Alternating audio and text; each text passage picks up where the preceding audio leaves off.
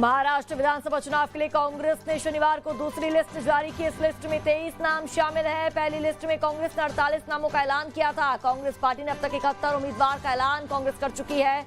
महाराष्ट्र में शिवसेना, उद्धव गुट, राकांपा, शरद गुट और कांग्रेस मिलकर चुनाव लड़ रही है। 23 अक्टूबर को ही तीनों दलों ने 85 सीटों पर लड़ने की घोषणा की थी। 18 सीटें INDI ब्लॉक की अन्य पार्टियों जिनमें समाजवादी पार्टी, SWP और CPIM समेत दूसरे दलों को देने की बात कही गई थी।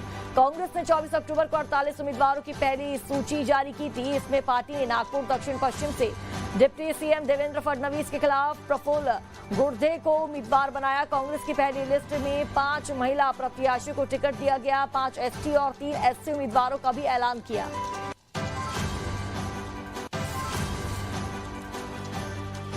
महाविकास अघाड़ी में 23 सीटों पर फंसा पेच। समाजवादी पार्टी का अल्टीमेटम, कहा 5 सीट दो वरना 25 पर लड़ेंगे।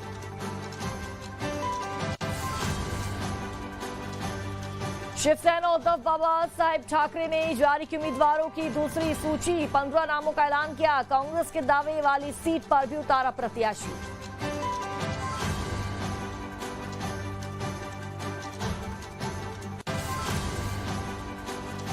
केजरीवाल पर हमले के दावे से गरमाई दिल्ली की सियासत। विकासपुरी में पदयात्रा के दौरान अटैक का आरोप। बीजेपी बोली ऐसा कुछ नहीं हुआ।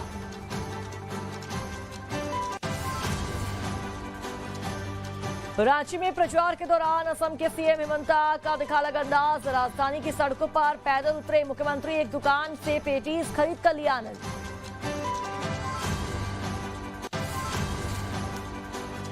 राघव चड्ढा और परिणीति चोपड़ा के घर पहुंचे स्वामी अविमुक्तेश्वरानंद सरस्वती महाराज। दोनों ने आरती कर जगतगुरु शंकराचार्य का आशीर्वाद लिया।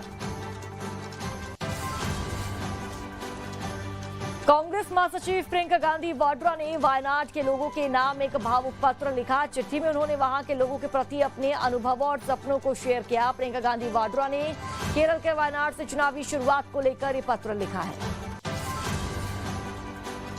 महाराष्ट्र विधानसभा चुनाव 2024 के लिए बीजेपी ने अपने स्टार प्रचारकों की लिस्ट जारी कर दी है। बीजेपी ने स्टार प्रचारकों की लिस्ट में कुल 40 नाम शामिल हैं।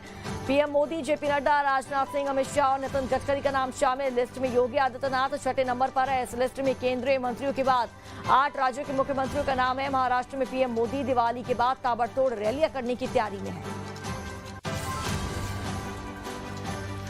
यूपी के मथुरा में RSS की वार्षिक बैठक के दौरान RSS के सरकारवाह दत्तात्रेय होसबोले ने मुख्यमंत्री योगी आदित्यनाथ के बतेंगे तो कटेंगे वाले बयान का समर्थन किया। उन्होंने कहा कि बयान हिंदू एकता और लोक कल्याण के लिए बेहद आवश्यक है। होसबोले का कहना था कि हमें इस विचार को व्यवहार में लाने की आवश्यकता है जिसमें समाज में एकता बनी रहे। स्लोगन कुछ में कटेंगे बटेंगे जो भी कहें, स्पिरिट क्या है? हिंदू समाज एकता से एकात्मता से नहीं रहेगा तो इतिहास कहता है। अब हम तो कहते हैं जब जब हिंदू भाव को भूले आए विपद महान, भाई टूटे धरती कोई, मिटे ही धर्म संस्थान, ये अमर गीत है। तो उसको आजकल की भाषा में ऐसे आपने जो कहा वैसे हो सकता है। तो मुद्दा क्या है? स्पिरिट यही है, समाज की एकता एकात्मता। हम जाति भाषा प्रांत के अगर पिछड़ा भेद से हम करेंगे तो हम कटेंगे। तो इसलिए एकता आवश्यक है किसी भी राष्ट्र के, राष्ट्रीय एकता।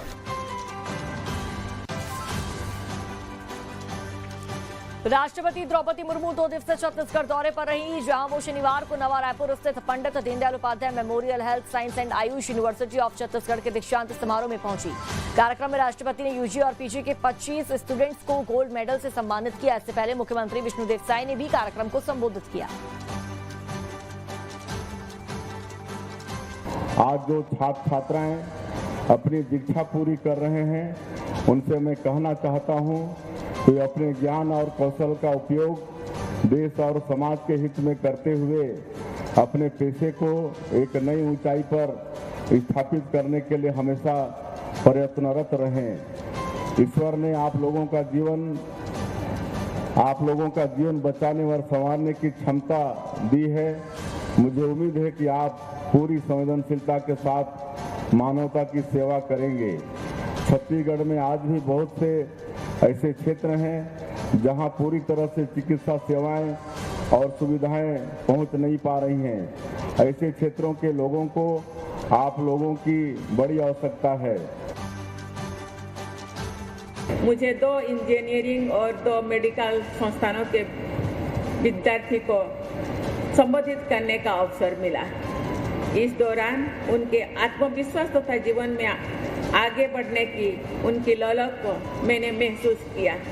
मुझे ऐसे युवाओं में नई भारत की झलक दिखती है और नया भारत जो पूरे मजबूती के साथ विश्व में अपना उचित स्थान पाने के लिए आगे बढ़ रहा है। देवियों और स्वजनों, छत्तीसगढ़ की अधिकांश जनता गांव में रहती है। उन लोगों तक उचित स्वास्थ्य सेवा पहुंचाना चुनौतीपूर्ण कार्य है। इस संदर्भ में पंडित दीनदयाल उपाध्याय स्मृति स्वास्थ्य विज्ञान एवं आयुष विश्वविद्यालय की महत्वपूर्ण भूमिका है।